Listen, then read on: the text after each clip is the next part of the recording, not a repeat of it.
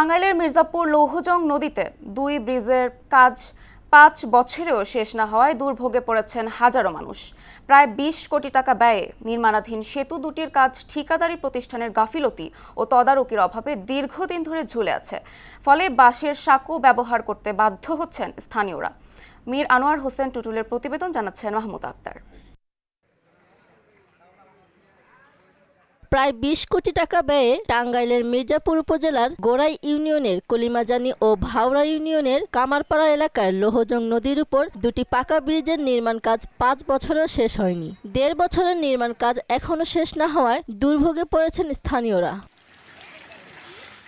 বাধ্য হয়ে বর্ষাকালে ঝুঁকি নিয়ে বাঁশের সাঁকো বা নৌকায় পারাপার হতে হচ্ছে তাদের। তাই দ্রুত ব্রিজ নির্মাণের দাবি জানিয়েছেন স্থানীয়রা। সমস্ত লোকেরই অসুবিধা মনে করেন, এরা যাতায়াতে সমস্ত মানুষের কষ্ট আর কি। ব্রিজটা হয়ে গেলে বেকারি সুখ, আর না হইলে তো বেকারি কষ্ট। ব্রিজটা খুব দ্রুত হলে সবারই খুব সুবিধাজনক হয়, বাচ্চাদের স্কুলে যাতায়াত করতে, রোগী নিয়ে হসপিটালে যাতায়াত করতে। ব্রিজটা যাতে হয়, আমাদের কষ্টটা যাতে মাফ হয়, আমাদের এই ব্যবস্থা করবে। আমাদের অনেক দুর্ভোগ আমরা পোহাচ্ছি অনেক জায়গায়। আমাদের যে নতুন সরকার আসছে, আমাদের এমপি মহোদয়ের কাছে আবেদন, এই বিষয়টা অত্যন্ত তাড়াতাড়ি করে আমাদের এই বিষয় চালু করে দেয়। তবে শীঘ্রই কাজ শেষ করার আশ্বাস দিয়েছেন উপজেলা প্রকৌশলী কর্মকর্তা। ঢাকায় অলরেডি কথা বলা হয়েছে এবং এর জন্য অতিরিক্ত বরাদ্দের জন্য আমরা চিঠি লিখবো।